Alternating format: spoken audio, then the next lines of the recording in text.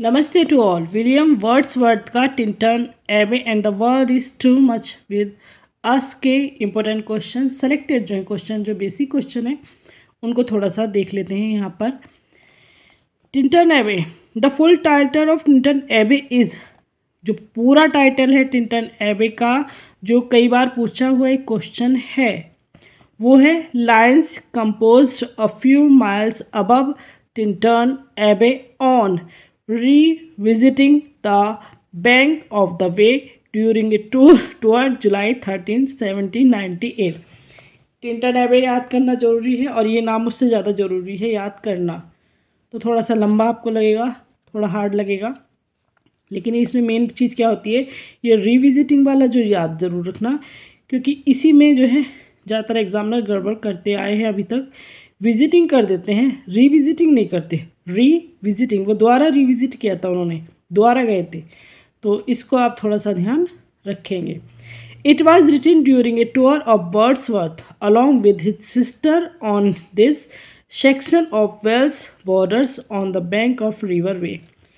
River का नाम भी पूछा जाता है, कौन सी रिवर, रिवर वाई, और सिस्टर थी उनके साथ। सिस्टर कौन है, आप कमेंट करके बता सकते हैं कि इनकी सिस्टर का नाम क्या है, जो एक इम्पोर्टेंट कैरेक्टर इनकी लाइफ का, इनके वर्क्स का रही हैं।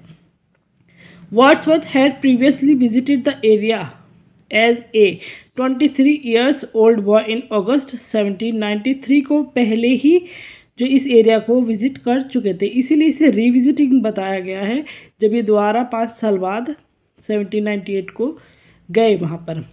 ही was revisiting the area now as a matured man की तरह ने करा revisit.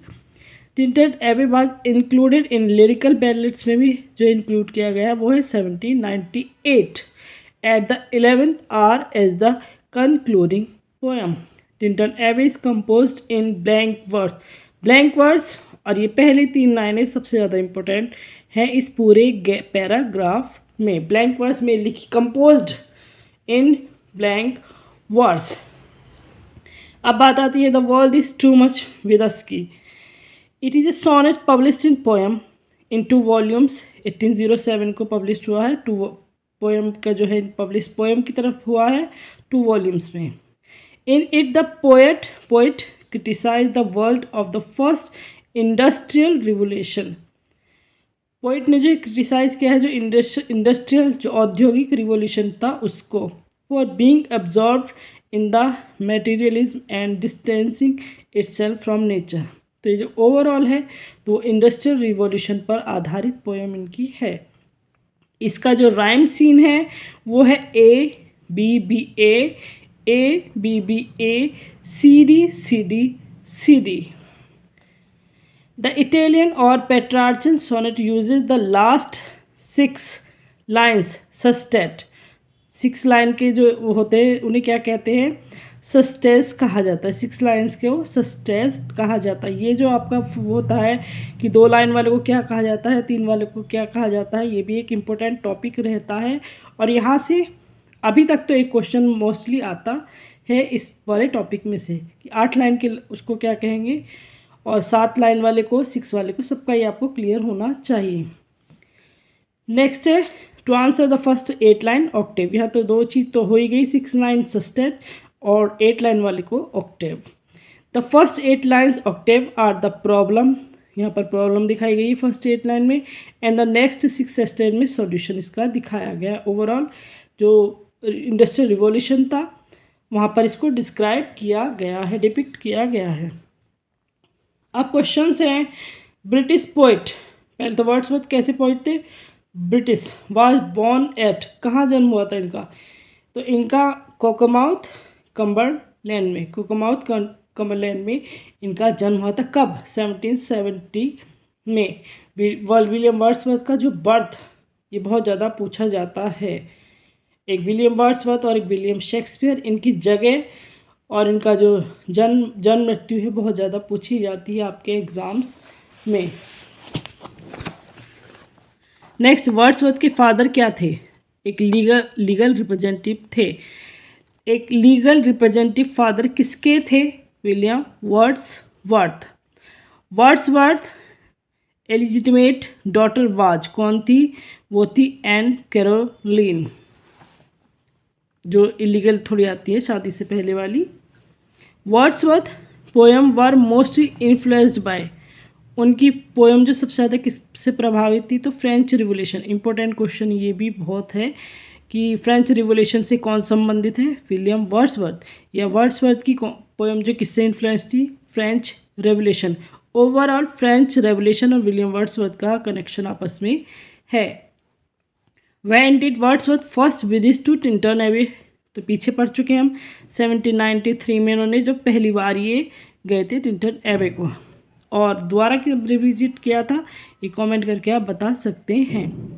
Tintern Abbey is the first poem of prelude की जो फर्स्ट पोएम है वो है Tintern Abbey. The name of Wordsworth की वाइफ का नाम क्या था? Mary Hutchison.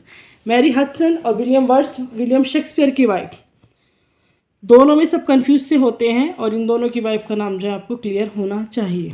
वाइफ के नेम इनके पूछे जाते हैं अक्सर।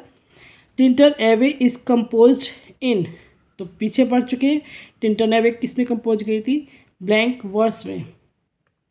विलियम वर्ड्सवर्थ हैं और एक विलियम शेक्सपियर है। इनकी जो लाइफ है कि इनकी वाइफ, इनके पेरेंट्स, इनके बच्चे, ये कहाँ गए, क्या इनके घर का नाम, ये सब चीज़ें इनकी बहुत ज़्यादा जो है एग्ज़ाम में पूछी जाती हैं।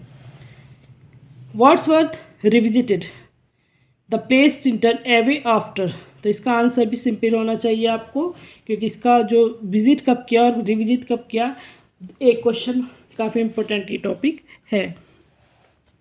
फिर भी 5 साल बाद उन्होंने किया था revisit.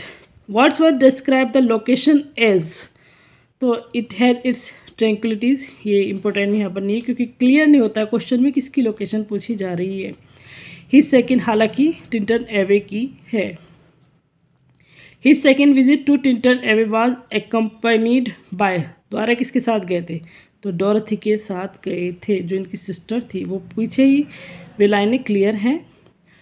Wordsworth was only old when first visit to Tintern Abbey, कितने साल के थे जब पहली बार वो टिंटन एबे गए थे? 23 years. The poem the world is too much with us is composed by, किस? The world is too much किसकी पोएम है?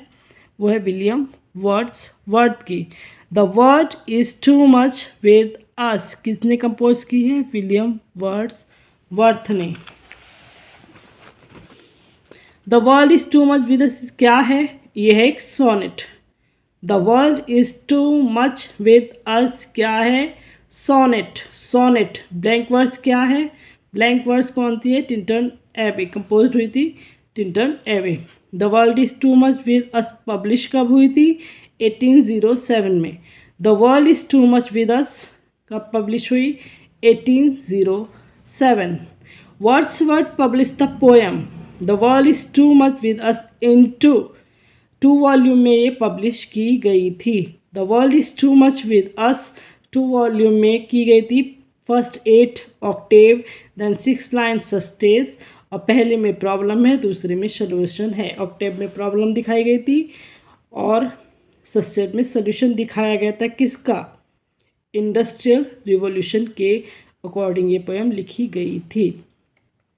अब इसका राइमिंग सीन क्या था ये भी हम पहले पढ़ चुके हैं। A B B A C D C D C D, A B B A C D C D. Wordsworth was furious about the industrial revolution के बारे में। The world is too much का मेन टॉपिक क्या है? Industrial revolution, French revolution नहीं। ये पूछा जा रहा है इस पोएम का, इस सोनेट का, तो इसके बारे में बताएंगे तो industrial revolution. Otherwise William Wordsworth किससे संबंधित थे? फ्रेंच रेवोल्यूशन से। William Wordsworth French revolution and the world is too much with us industrial revolution दिखाया गया है। Wordsworth love for nature is universally known, सब जानते हैं कि विलियम वर्ड्स ने जो पोएम लिखी है वो नेचर पर लिखी है। तो simple question, the world is too much with us late and soon getting and spreading we lay waste of powers poets is trying to say that, यहाँ पर ऑथर क्या कहना चाह रहा है? तो the world is materialistic and we are just acting to gain money. ये लाइनें भी पूछ ली जाती है आपसे कि लाइन लिखी किसने है। We have given our hearts away a sordid boon, तो ये क्या है, ये एक ऑक्सीमोरन में लिखा गया है। यहाँ पर आपसे फिगर ऑफ स्पीच पूछी गई है कि we have given our heart away a sordid boon, ये ऑक्सीमोरन फिगर ऑफ स्पीच यहाँ पर है, विरोधाभास वाली लाइनें यहाँ कही गई है। And are up gathered now like sleeping flowers has, इस लाइन में कौन सी है, तो simile. The poem is written in iambic pentameter में लिखी गई है ये पोएम। The word is too much iambic pentameter में। ये इतने ही क्वेश्चन है सिलेक्टेड इन पोएम्स के। Thanks for watching.